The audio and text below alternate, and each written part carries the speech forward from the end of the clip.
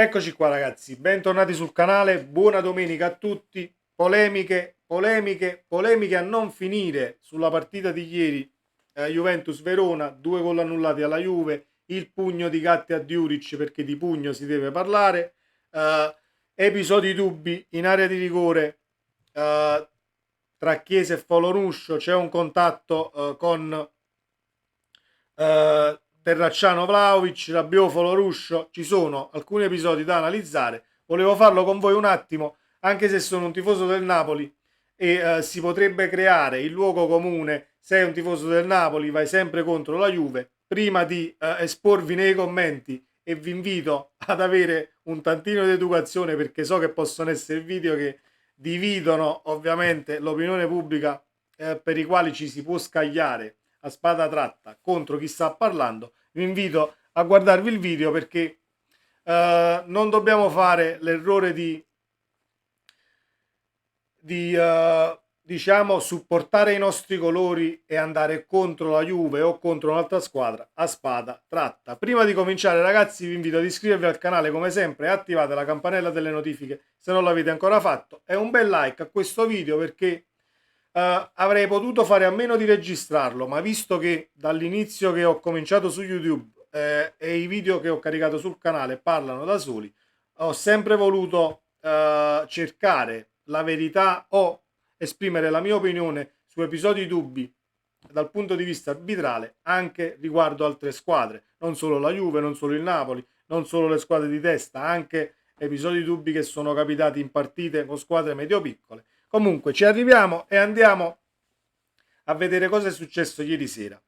Lo facciamo analizzando un articolo del Corriere dello Sport, ma non perché sia una testata giornalistica di Roma, di Palermo, di Napoli, di Milano, no, perché hanno analizzato appunto gli errori o gli episodi che ci sono stati ieri sera e non mi trovano d'accordo sui voti che hanno dato all'arbitro e alla sala VAR, perché l'arbitro è risultato insufficiente, mentre la sala VAR ha avuto una piena sufficienza. Ci arriviamo. Allora, l'articolo del Corriere dello Sport recita così: Feliciani 4,5. Sbagliare è umano, perseverare è diabolico. Rocchi sente stardito. A Feliciani serve tempo, pure ieri non ha convinto. Sempre in ritardo, sempre in balia degli eventi, pure 2 angoli negati, per nulla accettato. Che senso ha?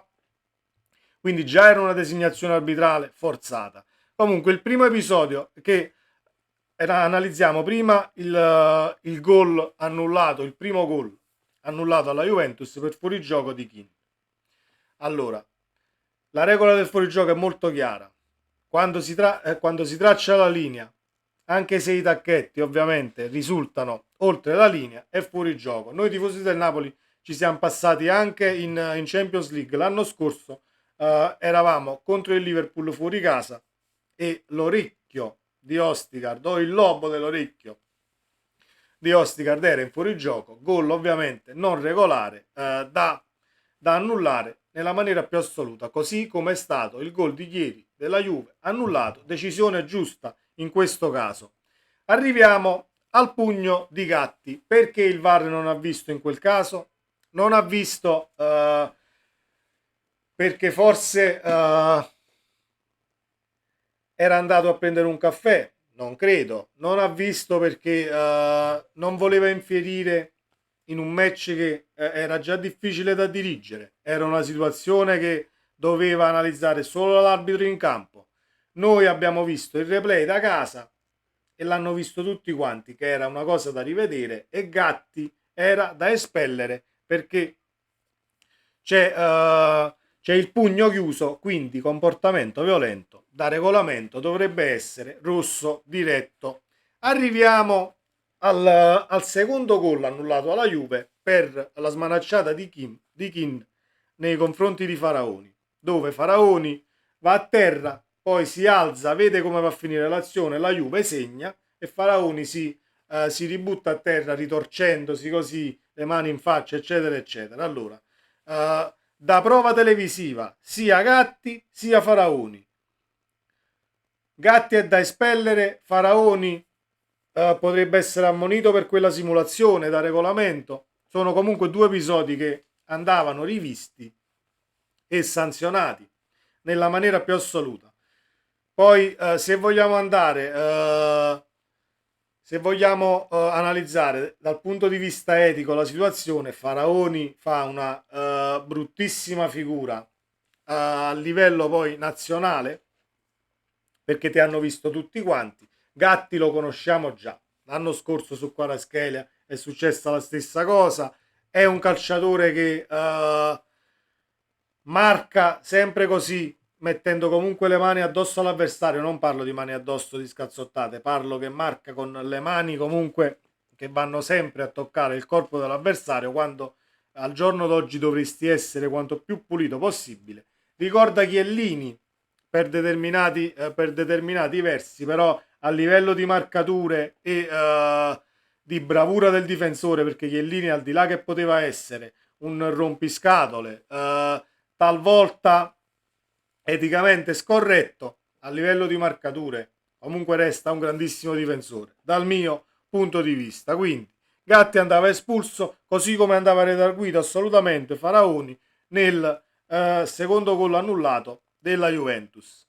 Secondo gol annullato della Juventus, sul quale non è che non sono d'accordo, però c'è una differenza di interpretazione sulla stessa dinamica di fallo. Ci arriviamo. Foloruscio su Chiesa, mi sembra che era l'84esimo o giù di lì, 83esimo, 84esimo. Chiesa brucia Foloruscio con una finta, entra in area di rigore. Foloruscio con il gomito alto gli va a finire qua a Chiesa.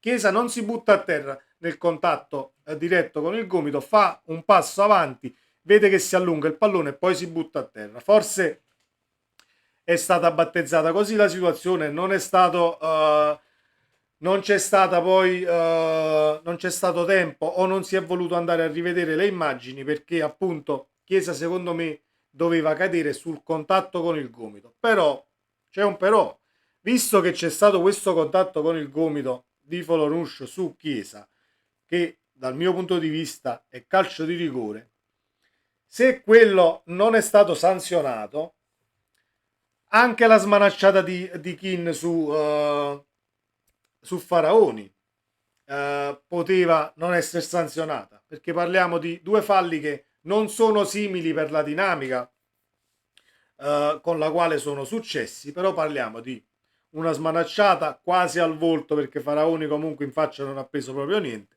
è un gomito alto di Foloruscio su Chiesa che non va a finire in faccia, ma sul collo del calciatore, tra collo e faccia qui.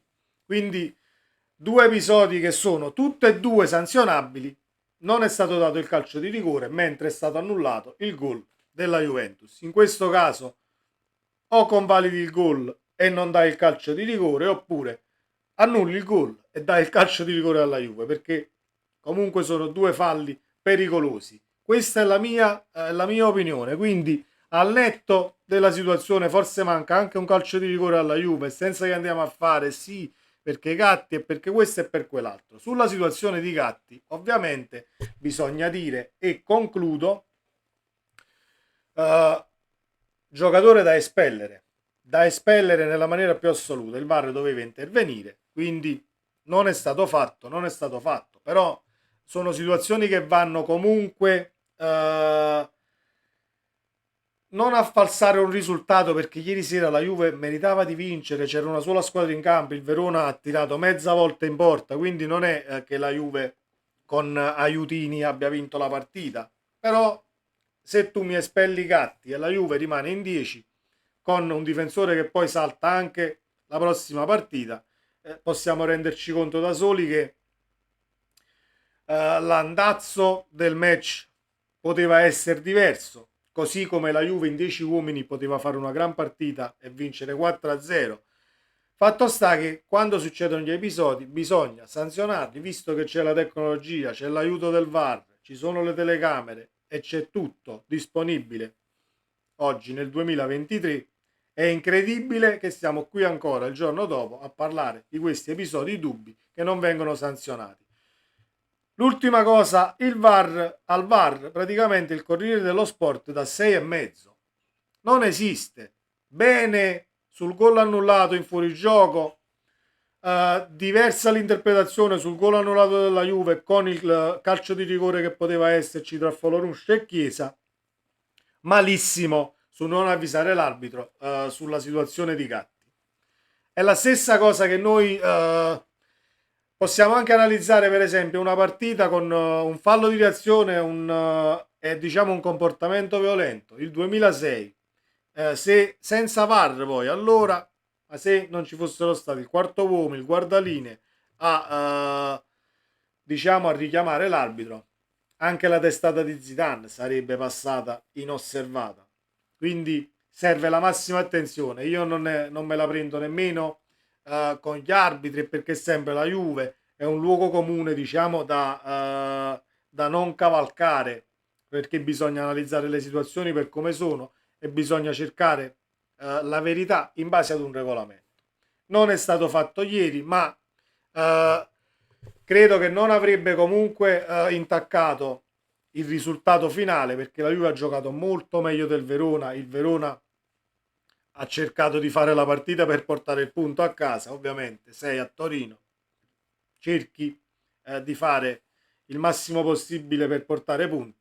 Non ci sei riuscito, però queste cose che si vedono in campo, sia l'episodio di Gatti sia l'episodio grave, perché è grave l'episodio di Faraoni che prima si accascia, poi si alza. Sembrava un po' quando cadde Immobile, non ricordo la partita, eravamo all'Europeo, cadde Immobile e segna, mi sembra, Bonucci. Immobile guarda Bonucci che butta la palla butta la palla dentro, invece di restare a terra perché poi voleva il calcio di rigore, vede che si conclude con il gol dell'Italia, si rialza e va a festeggiare. Sono bruttissime figure che i professionisti dovrebbero evitare. Questo era quanto, ragazzi, senza che ci appelliamo. La Juve ha vinto per un aiuto arbitrale, perché al netto dei fatti, secondo me, manca anche un calcio di rigore ai bianconeri e manca l'espulsione di Gatti. Tutto qua. I gol poi, per interpretazione, il primo era da annullare assolutamente per fuorigioco. Il secondo, se hai annullato il gol alla Juve, mi devi dare il calcio di rigore a Chiesa per, diciamo, essere coerente nella gestione della gara. Tutto qua. Fatemi sapere cosa ne pensate nei commenti, ragazzi. Sempre Forza Napoli. Ciao.